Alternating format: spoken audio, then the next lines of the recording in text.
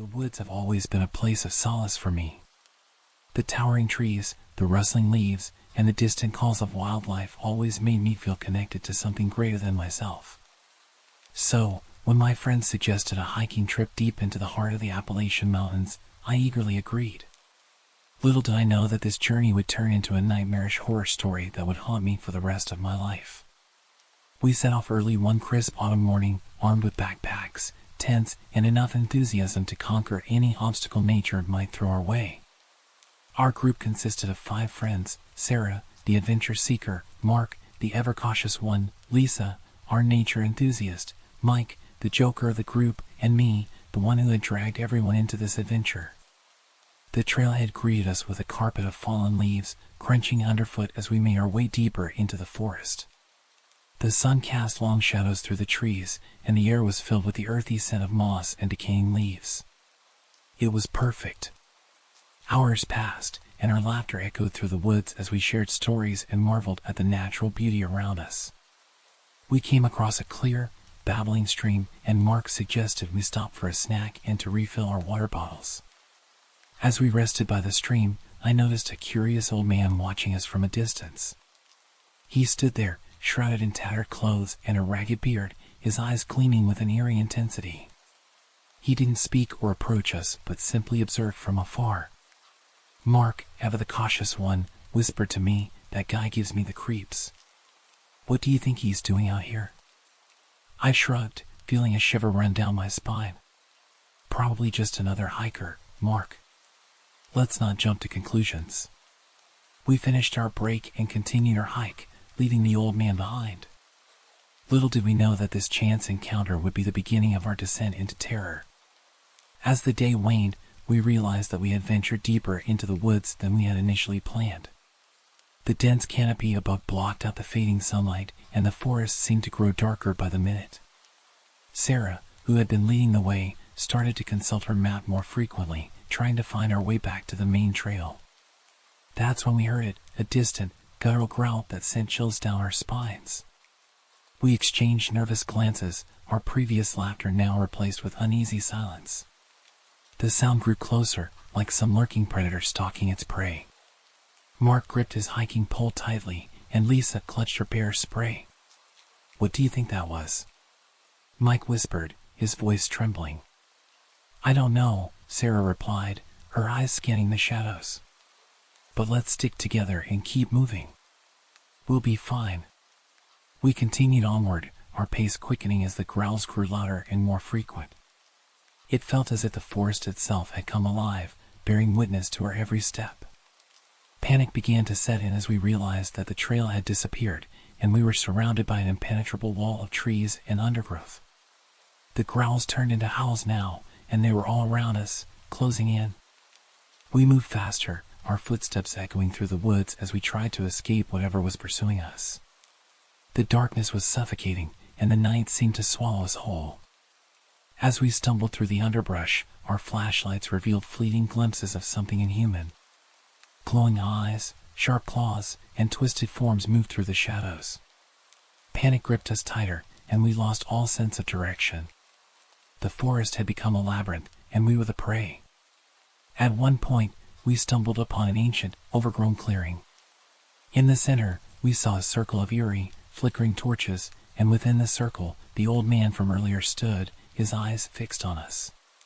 The torchlight cast grotesque shadows on his wrinkled face, revealing a malevolent grin.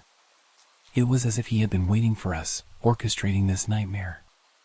We tried to backtrack and escape the clearing, but the forest had shifted, its path forever changing. The growls grew louder, and the creatures closed in, now visible in the torchlight. They were tall, gaunt figures with matted hair and elongated limbs, and they moved with unnatural speed. In our desperation, we unleashed our bear spray, but it had no effect on the nightmarish beings. They closed in, their eyes filled with hunger and malice. We screamed, fought, and ran, but it was as if we were trapped in a nightmare with no way out. One by one, my friends were taken, their terrified cries echoing through the woods.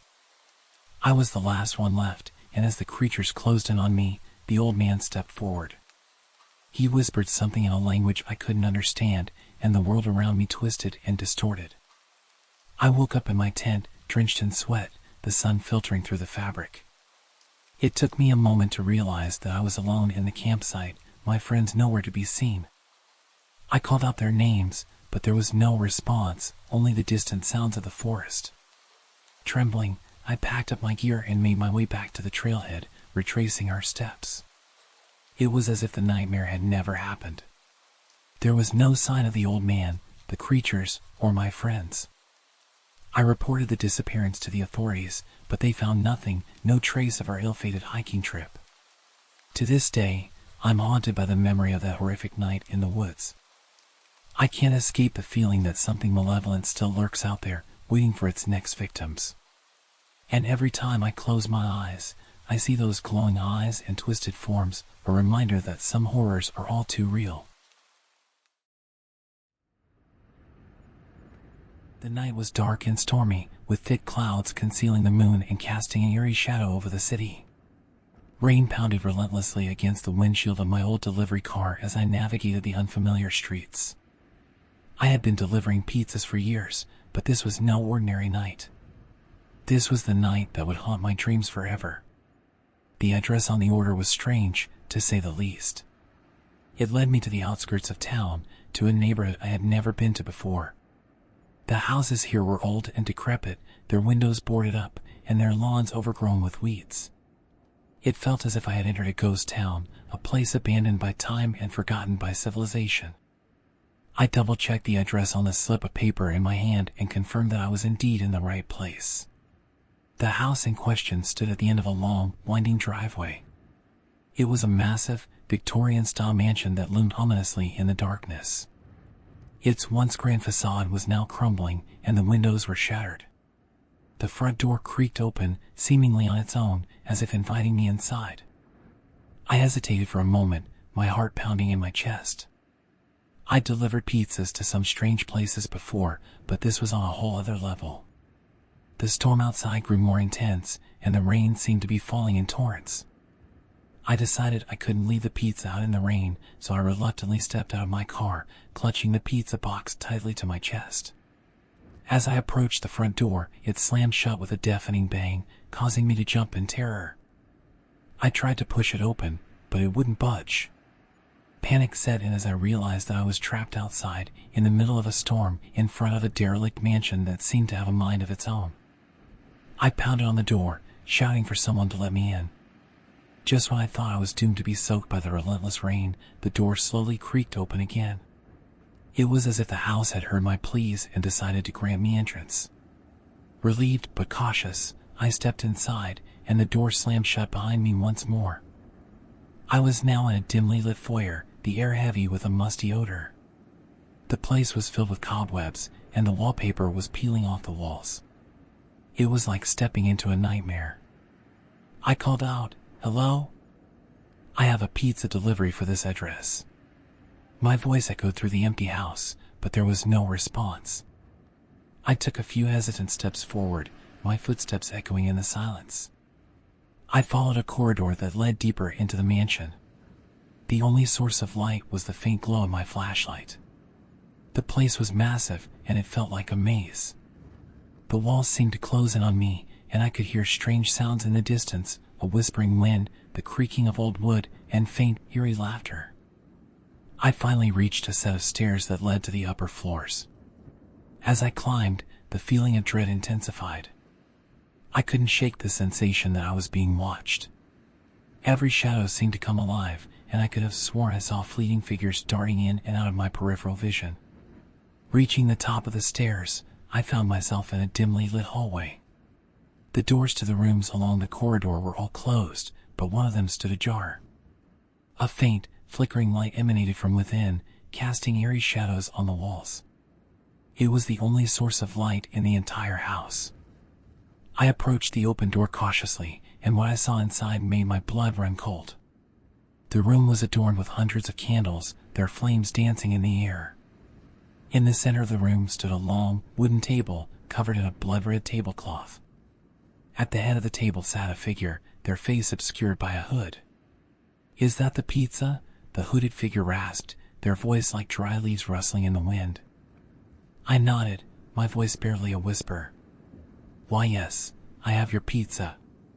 The figure gestured for me to place the pizza on the table. As I did, I noticed that the room was filled with people, all wearing hoods and sitting in silence. I couldn't see their faces, but I could feel their eyes on me, their gazes burning into my soul. "Thank you," the figure said, their bony hand reaching for the pizza box. "You may go now." Relieved to be done with this bizarre delivery, I turned to leave, but the door slammed shut in my face once again. Panic surged through me as I realized that I was trapped in the room with these hooded strangers. "What's going on?" I demanded, my voice trembling. "Why won't you let me leave?" The figure at the head of the table raised their head slightly, revealing a pair of hollow, empty eyes. "You were chosen," they whispered. "Chosen to be part of our ritual." I couldn't believe what I was hearing. This had to be some kind of sick joke. I had to get out of there. I rushed to the door and pounded on it with all my strength, but it wouldn't budge. The hooded figures began to chant in a language I couldn't understand, their voices growing louder and more frenzied. The candles on the table flickered wildly, casting strange, dancing shadows on the walls. I felt a cold, clammy hand on my shoulder, and I turned to see one of the hooded figures standing behind me. "Join us," they whispered, their breath icy against my ear. I shook my head in terror, my heart racing. "No, I won't." With a sudden burst of strength, I shoved the hooded figure away and sprinted toward the window. I smashed through the glass, ignoring the shards that cut into my flesh. The rain outside was still pouring, and I could hear the thunder and lightning in the distance. I ran as fast as I could, not looking back. I didn't know where I was going, but I couldn't stay in that house any longer. I felt like I was being pursued, like something was chasing me through the rain-soaked streets. As I ran, I stumbled upon a dilapidated shed at the edge of the property. Without hesitation, I threw open the door and entered, hoping to find some shelter. The inside of the shed was pitch black, and I fumbled around in the darkness until I found a dusty corner to hide in. I crouched there, trying to catch my breath and make sense of what had just happened. The chanting from the mansion had grown louder, and I could feel the ground trembling beneath me. It was as if the very earth itself was rebelling against the horrors unfolding inside that house. Hours passed, and the storm raged on. I dared not leave my hiding place, for fear of what I might encounter out there. Finally, as dawn broke, the chanting ceased, and the storm began to subside. Exhausted and soaked to the bone, I cautiously ventured out of the shed. The mansion stood before me, its windows shattered, and its facade even more decrepit than before. But there was no sign of the hooded figures or the ritualistic room. It was as if the horrors of the night had never happened. I made my way back to my car, which was miraculously still intact. I drove away from that cursed place, vowing never to return. The memory of that night still haunts me, and I can't help but wonder what would have happened if I hadn't escaped. To this day, I avoid delivering pizzas to unfamiliar addresses, especially those on the outskirts of town. I know that I narrowly escaped a fate worse than death, and I shudder to think of what might have become of me if I had stayed in that house. The events of that night will forever be etched in my mind as a chilling reminder that some horrors are best left undiscovered.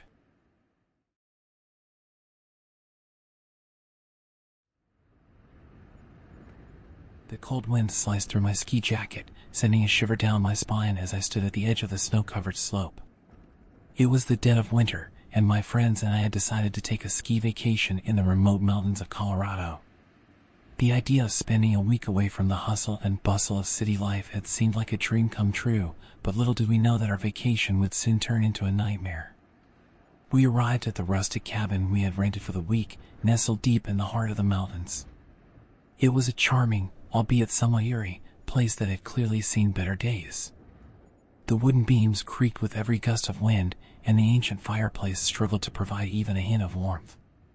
But we were a group of adventurous thrill-seekers, and we laughed off the cabin's quirks, attributing them to its age and remote location. The first few days of our vacation went by in a blur of exhilarating ski runs and cozy evenings by the fire. We were living our winter wonderland fantasy, and nothing seemed amiss. That is until the third night. I woke up in the middle of the night to the sound of footsteps outside our cabin. At first, I dismissed it as my imagination playing tricks on me, but then I heard it again, unmistakable and deliberate. Someone was walking around our cabin in the dead of night. I nudged my girlfriend, Sarah, who was sleeping beside me. "Did you hear that?" I whispered. She groggily opened her eyes. "Hear what?" "The footsteps outside," I replied, my heart pounding in my chest. Sarah strained to listen, and then her eyes widened with realization. "Yeah, I hear it. Maybe it's just one of the guys going to the bathroom." I wanted to believe her, but something about those footsteps felt off. They were slow and deliberate, not the hurried pace of someone heading to the restroom. I quietly got out of bed and grabbed a flashlight from the nightstand. Sarah watched me with a mix of concern and curiosity. I crept to the window, my breath forming frosty clouds on the glass. With the flashlight in hand, I carefully pulled back the curtain and shone the beam of light outside. My heart stopped. There, standing in the snow just beyond our cabin's window, was a figure cloaked in darkness. I could make out little more than a silhouette, but the sight of someone lurking in the middle of the night sent chills down my spine. I turned to Sarah, my voice trembling. "Call the others, and lock the doors. There's someone out there." We woke our friends, Mark and Lisa, and hastily explained the situation. They, too, were unnerved by the footsteps and agreed to help keep watch. We locked all the doors and windows, then huddled together in the dimly lit living room, listening intently for any signs of the intruder. Minutes felt like hours as we strained our ears to hear any movement outside. The wind howled through the trees, creating an eerie symphony of creaking branches and rustling leaves. Our nerves were on edge, and every creak of the cabin seemed to send us into a panic. Then, just as we were beginning to doubt ourselves, we heard it again, the unmistakable sound of footsteps, now closer to the cabin. It was as though the intruder was toying with us, getting closer with each passing moment. My heart raced as I realized we needed to take action. I handed the flashlight to Mark and grabbed a heavy poker from the fireplace. We decided to approach the front door cautiously, hoping to catch a glimpse of the intruder before they got any closer. As we neared the door, the footsteps outside grew louder and more pronounced. It was as if the intruder knew we were coming and was deliberately taunting us. My palms were sweaty, and my grip on the poker tightened.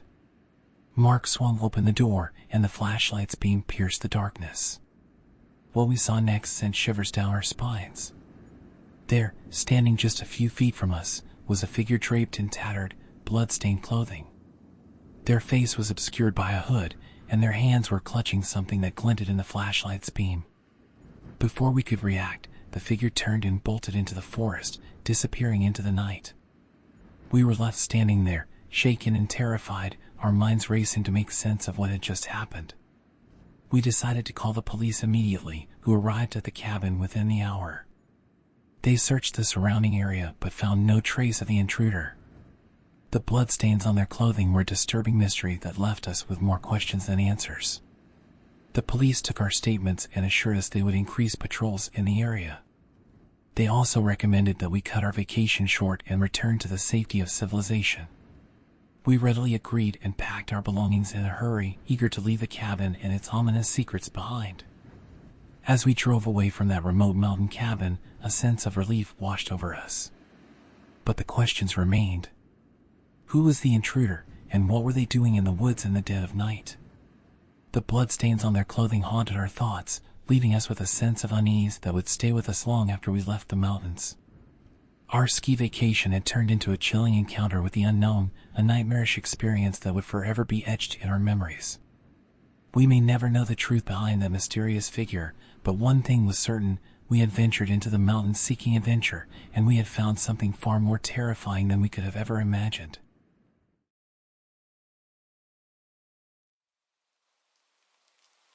I'd always been drawn to the allure of old houses.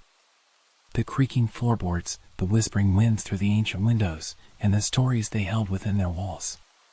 So when I stumbled upon the decrepit Victorian mansion nestled at the end of a winding, overgrown path, I knew I had found my next renovation project. Little did I know the horrors that awaited me within those decaying walls. The house, known locally as the Blackwood Manor, had stood abandoned for decades. It was a sprawling, ivy-covered structure with turrets and gables that seemed to loom ominously in the fading light of the setting sun. Its dark, brooding presence gave me chills, but my fascination overcame my fear. I purchased the property at an auction for a price that was too good to pass up. With dreams of restoring it to its former glory, I hired a small crew of craftsmen and embarked on what I believed would be a labor of love. Our work began in earnest one crisp morning in October. The house's interior was as haunting as its exterior, with cobwebs adorning every corner and the musty scent of decay clinging to the air. We set to work, stripping away the layers of neglect that had accumulated over the years. As we delved deeper into the renovation, strange things began to happen. Tools vanished without a trace, only to reappear in the most unexpected places. Unexplained shadows darted through the hallways, and eerie whispers echoed through the empty rooms. At first, I brushed it off as the product of an old house settling into its new life, but the unease lingered. One night, as I was inspecting the crumbling library, I stumbled upon an old diary hidden beneath a loose floorboard. It belonged to a woman named Eleanor Blackwood, who had lived in the house with her husband and 2 children in the late 1800s. Her entries spoke of a dark, malevolent presence that had plagued the family for generations, a malevolent entity that seemed to feed on their fear. I shared my discovery with the crew, and unease spread among us like wildfire. We decided to dig deeper, to uncover the truth about the house's sinister history. Our research led us to the town's archives, where we discovered a series of newspaper clippings dating back to the 19th century. The clippings told a chilling tale of madness and death that had plagued the Blackwood family for generations. There were accounts of mysterious disappearances, unexplained deaths, and rumors of occult rituals performed within the mansion's walls. The town had shunned the family, believing them to be cursed, and their tragic fate had become the stuff of local legend. As we delved deeper into our investigation, the malevolent presence within the house grew stronger. We would hear children's laughter echoing through the empty rooms, even though we knew we were alone. Doors slammed shut on their own, and my crew began to experience vivid nightmares that left them drained and terrified. One stormy night, as the wind howled and rain lashed against the windows, I ventured into the attic, drawn by an irresistible force. There, hidden beneath a dusty sheet, I found a set of old photographs. They depicted a family, the Blackwoods, with hollow eyes and expressions of pure terror. In the corner of one photo, I saw a shadowy figure lurking, its malevolent presence palpable even in the faded image. As I stared at the photographs, I felt a cold hand close around my wrist, and I turned to see a ghastly apparition standing before me. It was a woman, her eyes devoid of life, and she whispered a haunting warning, "Leave this place before it consumes you as it did us." Terrified, I fled the attic and gathered my crew, urging them to abandon the renovation project. But the malevolent force within the house had other plans. It lashed out with a fury I had never witnessed before. Doors slammed shut with a deafening roar, and the temperature dropped to bone-chilling levels. Desperate to escape, we fought our way through the labyrinthine corridors, pursued by shadowy figures and tormented by anguished wails. As we reached the front door, it slammed shut before our eyes, sealing us inside the nightmarish house. We huddled together in the grand foyer, our breath visible in the freezing air, and I knew we had to confront the evil that held us captive. I retrieved the diary of Eleanor Blackwood and began to read aloud, invoking her spirit in a desperate bid for answers. As the words left my lips, the house seemed to come alive. The walls shook, and the air crackled with malevolence. Shadows swirled around us, and the apparition of Eleanor Blackwood materialized before our eyes. She recounted the family's tragic history, their descent into madness, and their futile attempts to rid themselves of the malevolent entity that had haunted them for generations. With a voice filled with sorrow, Eleanor revealed that the entity could only be appeased by blood. It hungered for sacrifice and had claimed the lives of her family one by one, driving them to madness and despair. Tears streamed down my cheeks as I realized the truth. The only way to escape the house's grasp was to offer it the blood it craved. With a heavy heart, I made a fateful decision. I instructed my crew to gather in the center of the foyer, and as I raised a trembling hand, I drew a blade across my palm, offering my own blood as a sacrifice. The room trembled, and the malevolent force seemed to recoil, retreating into the shadows. With a final, anguished cry, Eleanor Blackwood's spirit dissipated, leaving behind a profound silence. The house released its grip on us, and the front door swung open, allowing us to escape into the stormy night. We never returned to the Blackwood Manor. The renovation project had become a nightmare beyond our wildest imagination, a tale of horror and sacrifice that would haunt us for the rest of our days. The house, it seemed, had consumed our souls, leaving us forever scarred by the darkness that dwelled within its walls. To this day, the Blackwood Manor stands as a stark reminder of the evil that can lurk in the most unsuspecting places. Its windows remain shattered, its doors forever locked, and its secrets buried beneath layers of history and horror, a testament to the darkness that still dwells within.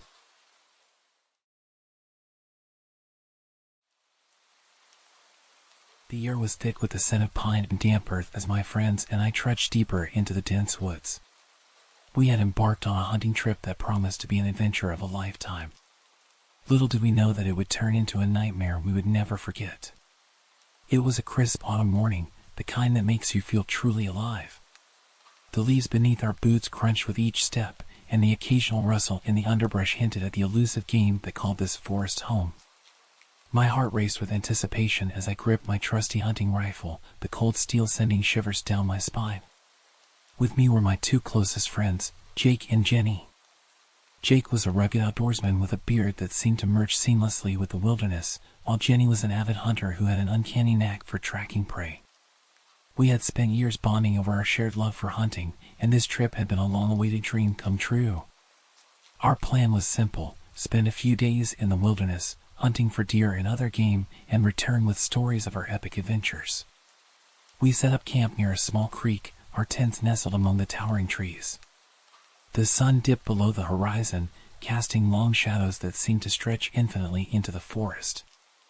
That's when our journey took an eerie turn.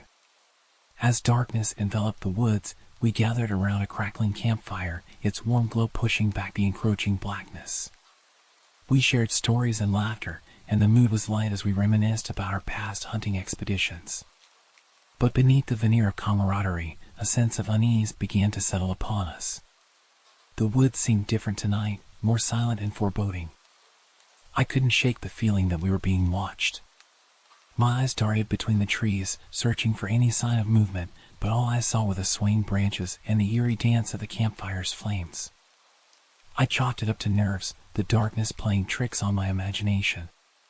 Jenny, always perceptive, noticed the change in our mood. "You guys feeling all right?" she asked, her voice hushed. Jake glanced around, his brow furrowing. "Yeah, just got a weird vibe, that's all." "Probably nothing." But the unease lingered, casting a pall over our cheerful banter. We decided to turn in for the night, each retreating to our respective tents. I crawled into my sleeping bag, my heart still racing from the inexplicable sense of dread that had settled upon me.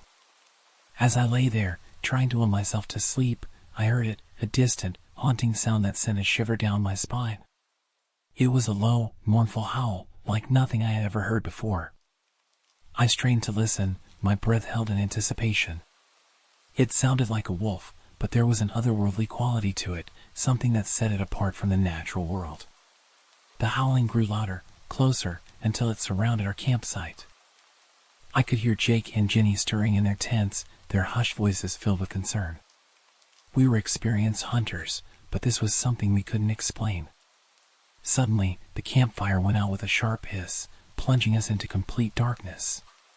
Panic welled up within me as I fumbled for my flashlight, clicking it on to reveal a small beam of light that pierced the inky blackness. What I saw made my blood run cold. Shapes moved in the shadows, indistinct and unnatural. They moved with an eerie grace, like predators stalking their prey. I could hear the rustle of leaves and the soft padding of footsteps, but I couldn't see the creatures responsible for the haunting sounds. "Jake, Jenny, you seeing this?" I whispered, my voice trembling. Their flashlights flicked on in response, casting erratic beams of light that revealed more of the unsettling scene. The creatures were humanoid in shape, but far from human. Their skin was pale and stretched tight against their skeletal frames. Their limbs were elongated, ending in clawed hands that seemed to glisten in the faint light. I felt a scream rise in my throat as one of the creatures stepped into the circle of light cast by my flashlight. Its eyes were empty sockets, devoid of any life or humanity. It opened its mouth, revealing rows of sharp, jagged teeth that seemed to glow in the darkness. "We need to get out of here," Jake hissed, his voice filled with terror. But before we could move, the creatures closed in, their eerie forms surrounding us. Panic and adrenaline surged through my veins as I raised my rifle, taking aim at the nearest creature. I squeezed the trigger, and the gunshot echoed through the woods, shattering the silence. The creature I had targeted staggered back, a gaping hole in its chest, but it didn't fall. Instead, it emitted a high-pitched, unearthly screech that pierced the night. The other creatures converged on us, their clawed hands reaching out, and I fired shot after shot in a desperate attempt to hold them back. Jenny was next to me, her shotgun blazing, but it seemed like our bullets had little effect on the creatures. They moved with unnatural speed and agility, dodging our shots with ease. It was as if they were toying with us, slowly closing the gap between us. In the chaos, I heard Jake cry out in pain. I turned to see him being dragged away by two of the creatures, his face contorted in agony. Without thinking, I lunged toward him, emptying my rifle into the abominations that held him. But it was too late. They vanished into the darkness with Jake, leaving behind a trail of blood and muffled screams. Tears welled up in my eyes as I realized my friend was gone, taken by these nightmarish beings. Jenny and I were alone, surrounded by creatures that defied reason. We had no choice but to run. We plunged deeper into the forest, our flashlights cutting through the darkness like beacons of hope. The howling continued, a haunting chorus that seemed to pursue us relentlessly. We stumbled over roots and rocks, our breaths ragged, our hearts pounding in our chests. As we ran, I couldn't help but glance over my shoulder, and what I saw froze me in my tracks. The creatures were still behind us, their pale forms illuminated by the eerie glow of our flashlights. They were gaining on us, their inhuman speed closing the distance with each passing second. Jenny and I reached a small clearing, surrounded by towering trees. Desperation overcame me as I realized we had nowhere left to run. I turned to Jenny, my voice trembling. "We have to make a stand," I said, my hands trembling as I reloaded my rifle. Jenny nodded, her face pale but determined. We turned to face the oncoming horde of creatures, our flashlights trained on them. They closed in, their empty eye sockets fixed on us with an unsettling intensity. The battle that followed was a blur of gunfire and frenzied screams. We fought with every ounce of strength and courage we had left, but the creatures were relentless. They seemed impervious to our bullets, and every time we managed to wound one, it would regenerate before our eyes. Jenny and I were pushed to the brink of exhaustion, our ammunition running low. But we couldn't give up. We wouldn't stop until our last breath. As dawn broke, the creatures began to retreat, their haunting howls fading into the distance. I stood alone in the clearing, surrounded by the corpses of those monstrous beings. The forest had grown still once more, as if the nightmare had never happened. I sank to my knees, my rifle slipping from my grasp. The horror of that night would haunt me for the rest of my days. I had lost my friends, and I had come face to face with something beyond my understanding, something that defied the laws of nature. I had survived, but at what cost? The woods that had once held the promise of adventure and excitement were now a place of unspeakable terror. And I knew that I could never truly escape the horrors I had witnessed that night in the woods. As I sat there, alone and broken, I couldn't help but wonder what other mysteries the forest held, and if the creatures that had taken my friends were still out there, lurking in the shadows, waiting for their next prey.